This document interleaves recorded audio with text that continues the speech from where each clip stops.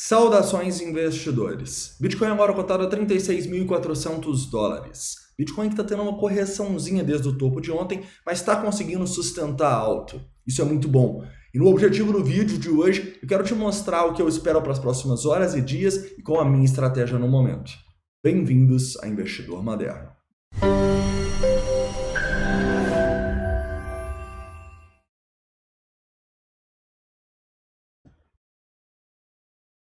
Investidores, antes de começar um recado rápido para vocês. Muitas pessoas me perguntam em qual exchange eu trabalho para fazer as operações, tá bom?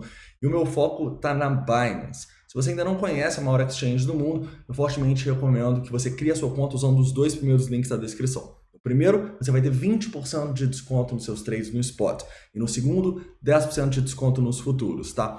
Nas playlists do canal, dá uma olhada lá, tem muito conteúdo legal para você aprender sobre os futuros antes de começar a operar, tá bom? Então não deixa de estudar muito e criar suas contas aqui com esses dois links.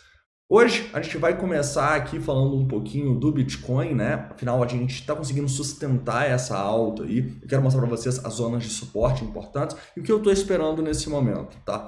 Além disso, vamos falar das oportunidades que a gente teve, tanto de acumulação quanto de distribuição, e o que a gente está conseguindo ver nesse momento, né? Como os indicadores atualizaram aqui nas últimas horas, desde o nosso último vídeo.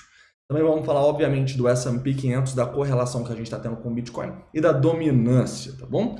Então vamos lá. Antes de começar, não esquece de deixar o like aí, se inscrever caso não seja inscrito e deixa aqui todas as suas dúvidas, críticas e sugestões nos comentários.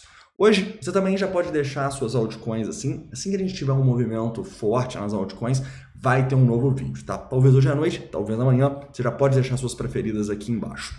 Investidores, tá bom, vamos lá. Vamos começar no 4 horas, né? E no 4 horas, eu acho importante a gente lembrar que a nossa tendência continua muito clara de baixa, tá?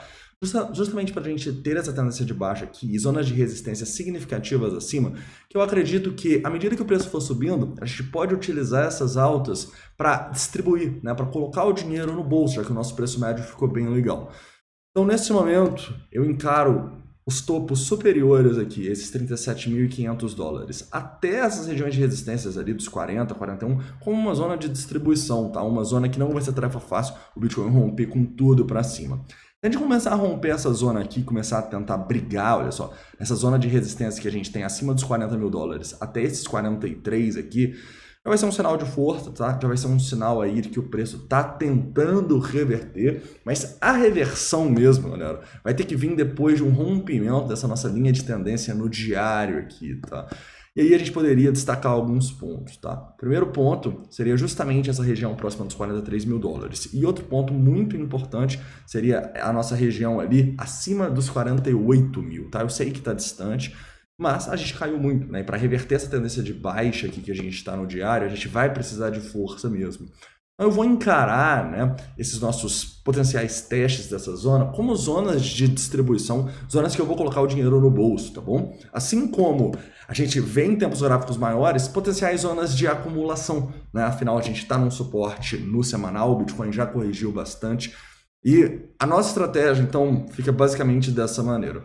A gente acumula com uma estratégia de longo prazo. Quando o preço cai aqui, e pode continuar essa queda, principalmente se o S&P 500 continuar, a gente vai estar acumulando nas liquidações aqui, e a gente distribui com liquidações para cima, tá bom? Então, o que a gente está fazendo, né? A gente está fazendo normalmente o contrário do que a manada está fazendo. Quando o preço começa a subir, todo mundo começa a comprar mercado igual doido. A gente vai lá e vende para essas pessoas. Quando o preço começa a cair, todo mundo começa a vender a mercado igual doido, e a gente está comprando dessas pessoas. Normalmente é isso que você tem que fazer, né? Se tá todo mundo apontando para um lado, cara, talvez todo mundo esteja errado, tá bom? Na verdade, a grande maioria das vezes, a maioria do mercado tá errado. Não é à toa que mais de 95% do mercado acaba perdendo dinheiro, tá bom? Então, para a gente ganhar dinheiro nesse mercado, a gente tem que pensar um pouco diferente, a gente tem que sair da caixa, a gente tem que sair do básico de linha de tendência, de suporte e resistência, de RSI, porque se todo mundo tá fazendo isso e a grande maioria do mercado perde, por que você vai fazer isso também? Né? É claro que muitos indicadores são bons indicadores para te mostrar a tendência e tal, mas você comprar um RSI porque ele está sobrevendido ou sobrecomprado não vai te levar em nenhum lugar, tá bom?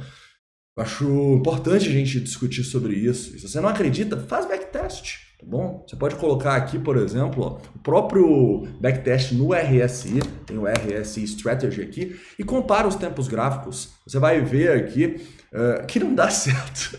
Basicamente, você comprar com a estratégia básica do RSI, o seu valor esperado, e pode colocar em qualquer ativo aí, na grande maioria das vezes vai ser um valor negativo, tá bom? Então, os indicadores muito básicos, RSI, MACD, que todo mundo tá falando, galera, não vai te levar a nenhum lugar, tá bom? Se você quer utilizar esses indicadores, utilize eles em confluência com outros indicadores e com uma estratégia que te dê as probabilidades ao seu lado.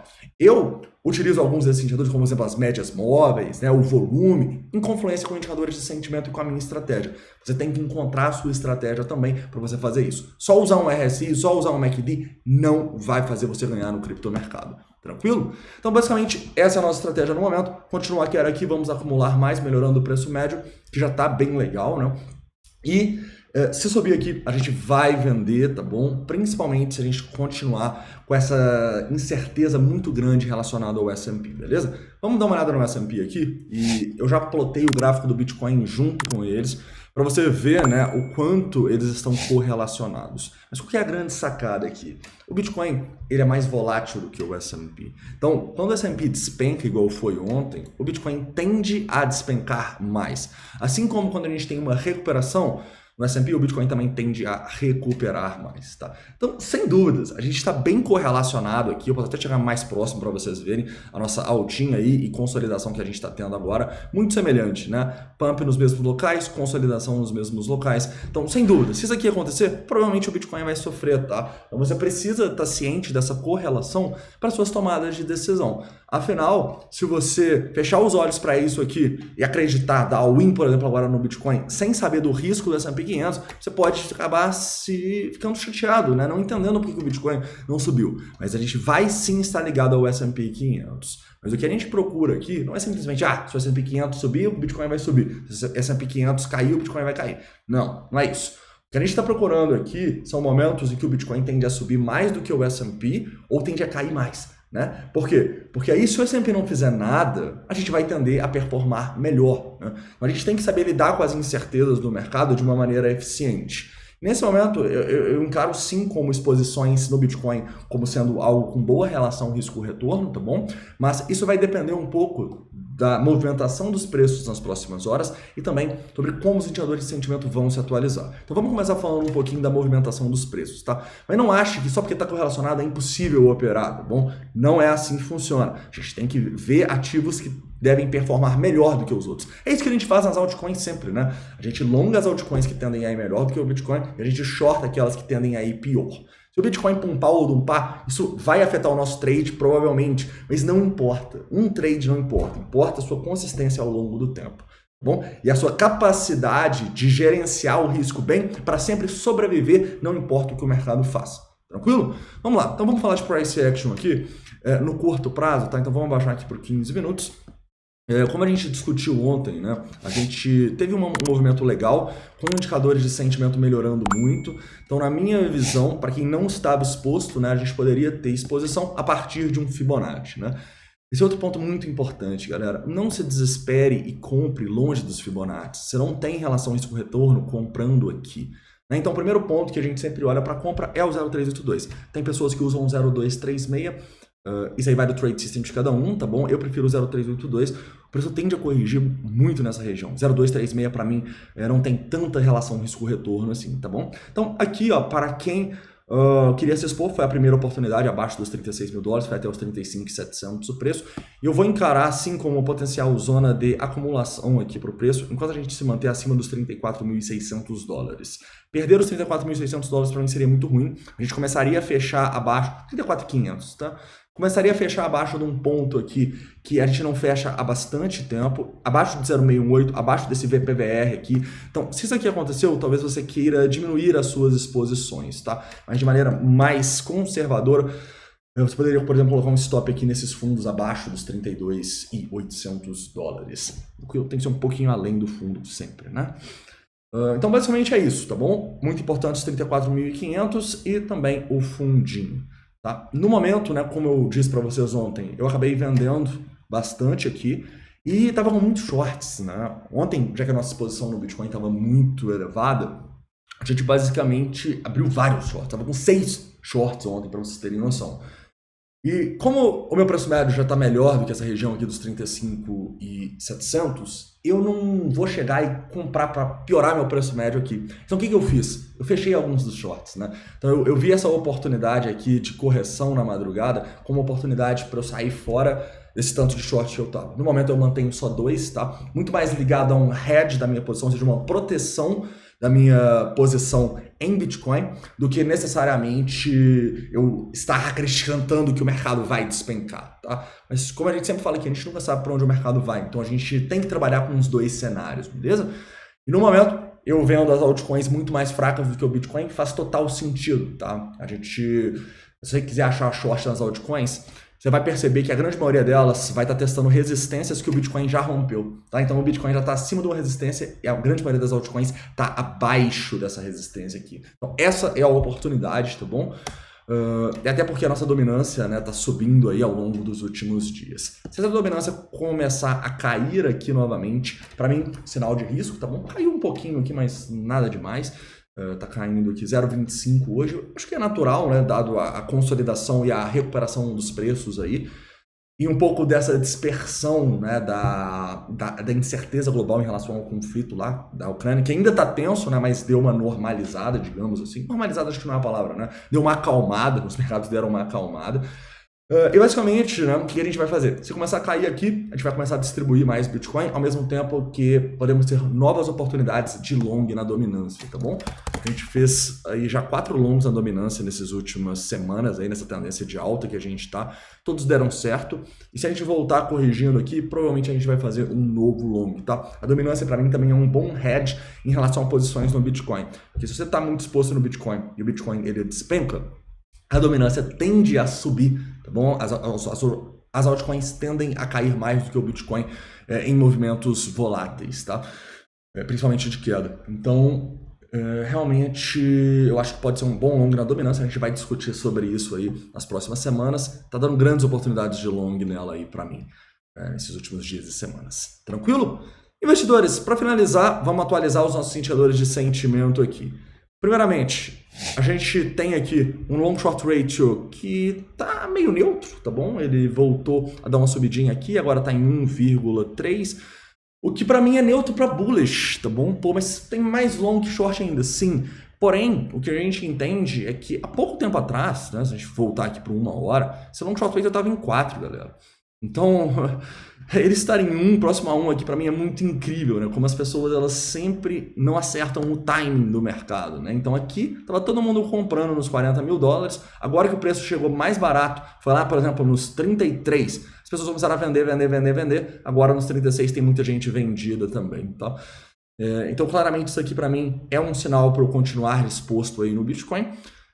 Assim como o nosso CVD, tá bom? O nosso CVD tá caindo aqui com a queda, o que é algo natural, tá? A gente tá numa tendência de baixa, mas pelo menos ele não tá subindo, né? Lembra o que estava acontecendo aqui nas últimas semanas? O preço corrigindo e o CVD subindo, né? Então agora ele começou a cair, o que é algo positivo, né? Para esse movimento aqui de queda. E esses 2 indicadores aqui me deixam confiantes de que o Bitcoin pode continuar rompendo para cima, correto? Outro ponto importante que a gente pode destacar aqui, basicamente a oportunidade de acumulação que a gente teve, né? Mas antes, vamos falar um pouquinho das ordens das instituições? Vamos lá.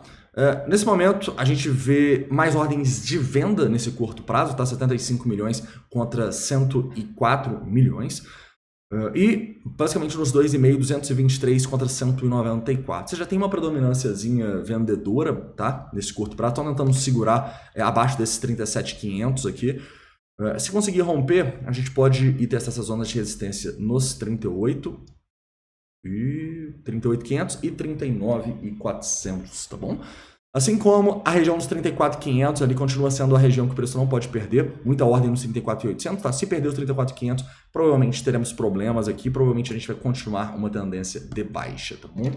Outro ponto importante que a gente pode destacar para vocês, né, é que as liquidações que a gente pode ter aí nas próximas semanas são liquidações que não necessariamente vão ser tão grandes, né? Por quê?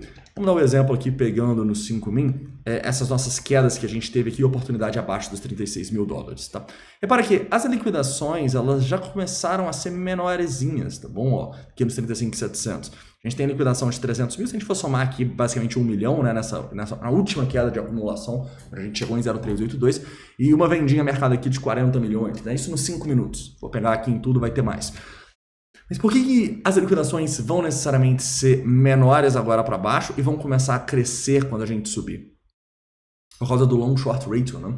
O nosso long short ratio está muito baixo. Então, quando a gente tinha um long short ratio de 4 longs para cada short, se o preço caía, esses longs eram muito liquidados. Então, as liquidações tendiam a ser maiores. Agora que a gente está com um long short ratio aqui de 1.1, 1.2, 1.3, as liquidações não vão ser tão grandes, tá bom? Então, calibrem aí para vocês entenderem a exposição, tá bom?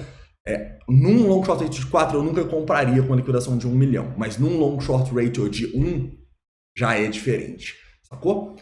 Então é isso, investidores. Espero que vocês tenham gostado do vídeo. Não esquece de deixar o like aí, se inscrever caso não seja inscrito. Continua aí otimista com o Bitcoin, tá? Eu acho que a gente melhorou bastante aí em relação ao que a gente teve desde as últimas quedas, né? Toda essa queda desde os 50 mil dólares ali até basicamente os 33 ontem e o nosso rompimento para cima. Então eu continuo jogando minhas fichas que a gente pode sim conseguir romper para cima ali. Se a gente for de novo abaixo desses 35.700 e liquidar, é oportunidade de acumulação aí para quem quer acumular. E para mim vai ser oportunidade de fechar os shorts aí que eu abri.